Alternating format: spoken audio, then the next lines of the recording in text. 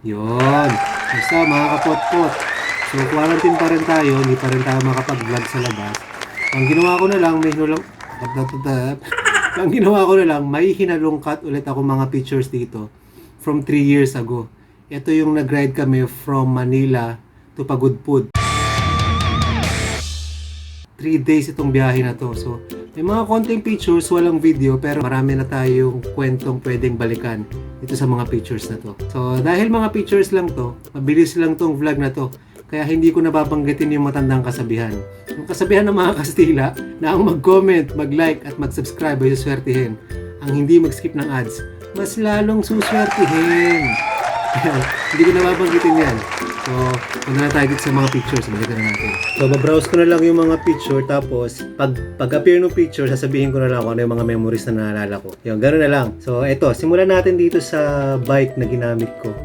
So, ayan o. Yung bike na ginamit ko, halos all stock pa siya nun dati, yung Merida ko. Ang hindi lang stock dyan, yung pedal. Kasi naka-cleats na yan yung double-sided na cleats. Tapos, yung gulong ko niyan, 2.0 pa rin. Pati yung rims ko, yung stock pa rin. Halos stock pa rin lahat yan. Tapos ang gamit kong bag dyan, yung Deuter pa rin. Tapos meron din akong Deuter na knapsack. Ito may bladder to eh. So lahat ng gamit ko ng 3 araw nandyan. Tapos itong bag ko na knapsack, meron dyang tubig na 2 liters. So medyo mabigat, medyo hardcorean pa tayo nung araw eh. Pero okay siya kasi hindi ka nag-worry na baka walang tindahan mabili ng tubig kasi marami yung stock mo sa likod. Ayan, tapos saddle bag, ang laman niya, syempre basic, 2 interior, tapos may dala rin tayong pump. So, ito sa meet up na to sa sa 7-Eleven, dun sa MOA. Ayan, marami kami yan mamaya bilangin natin, tingnan natin sa next picture. Ayan, ilang kami rito. Hindi lahat ito kasama dun sa ride.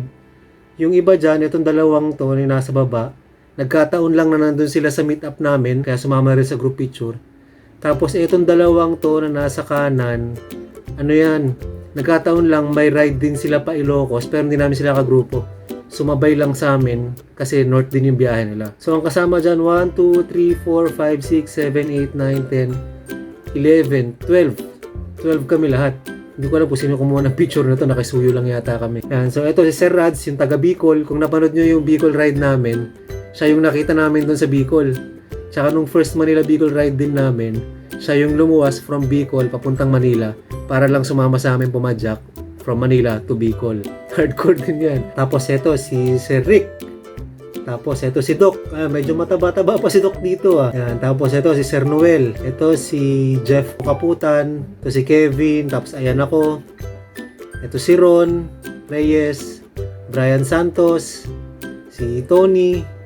Si Sir Ruben. Tapos ito sa dulo si Jay Katigbak yan. So itong ride na to, nag-vlog na yan si Jay Katigbak 2017. Kung pumunta kayo sa channel niya, makikita niyo yung mga video nito. So andun kami. Ayan, ito wala na dito yung 2 nakaupo. Kasi ito na kami yung sabay-sabay na nag-ride out eh. Atas ito pala, hindi kasama kanina sa unang picture si Krishna Bicol.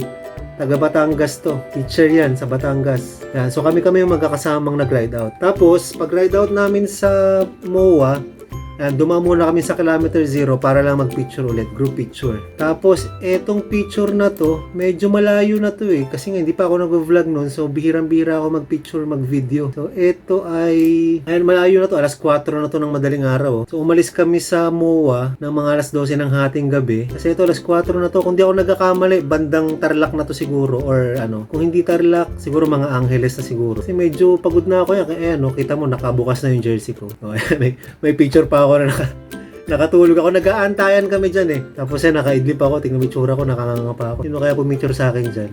Ayan, same lugar yan. Doon din yan. Tapos ito, ang oras ito, alas 8 na ng umaga. Malayo na rin to, Tarlac na banda yan.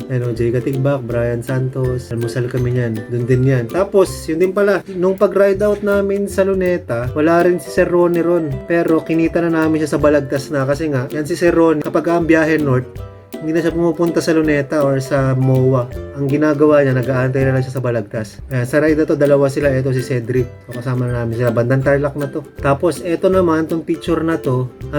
Tarlac din to. Pagkamahal ng araw kasi, maraming mga volunteers na nakastasyon sa mga probinsya. So, ito, na sumemplang nito si Krishna Tsaka si Bicol yata, para nagkagit-gitan yung gulong nila. So, ayan, huminto muna kami para ma-first aid doon si Krishna. Tsaka si Doc. Tapos ito si Sir Ronnie, naka-costume siya ng Batman.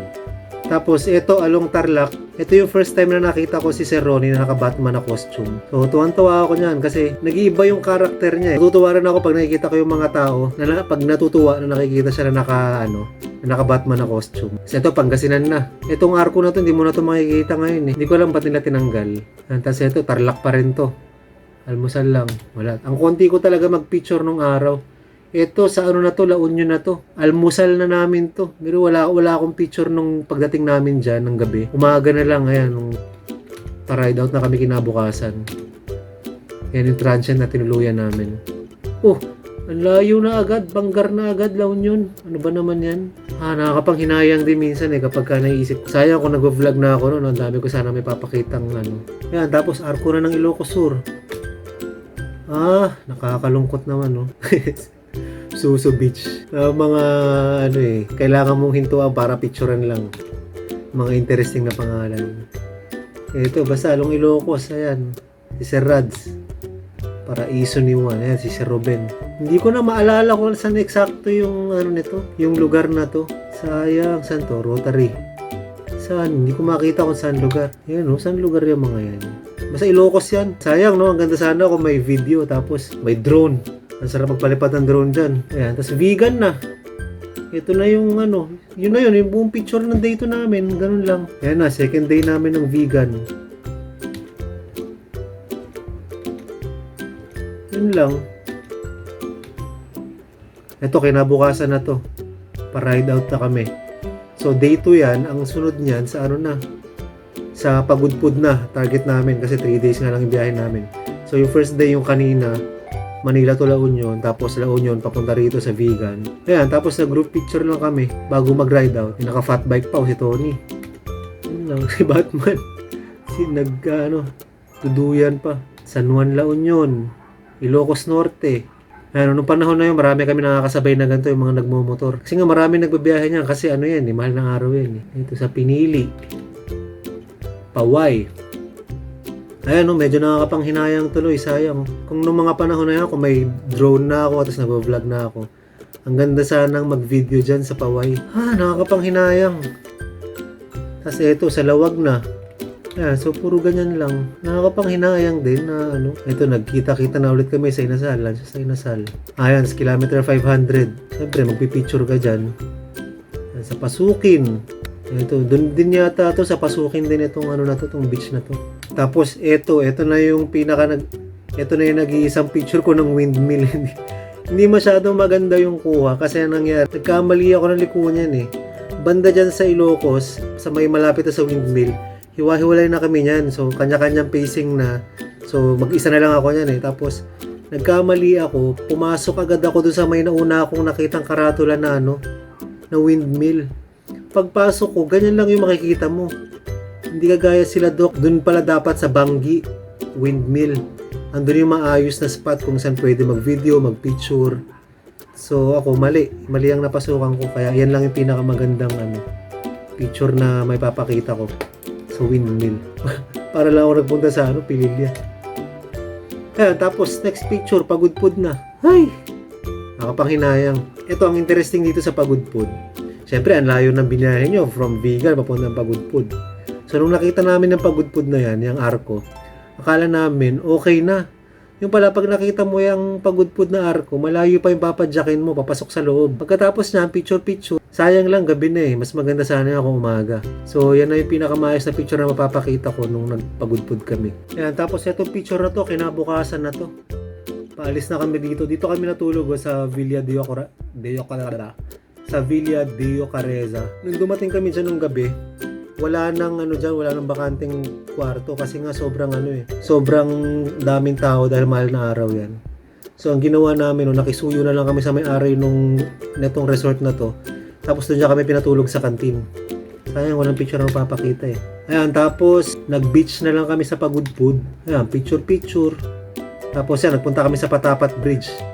Eto, pagkagaling dun sa beach na pinag-swimmingan namin, malayo-layo pa to, siguro mga kalahating oras to 1 hour na padyakan. So pumunta kami rito, tanghalin tapat kaya mainit-init. So medyo aahon ka pa ng konti dyan. Yan, tapos puro picture na lang. Yun lang, etong tulay na to, pinakadulong-dulo na to ng Luzon. So, tapos etong, yan dagat na yan, Pacific Ocean na yan. Ayan, tapos ito, wala na, pauwi na. Yun lang, tapos na. Medyo, nanghihinayang ako ngayon nakikita ko na ano. Yun lang yung mga pictures na meron ako.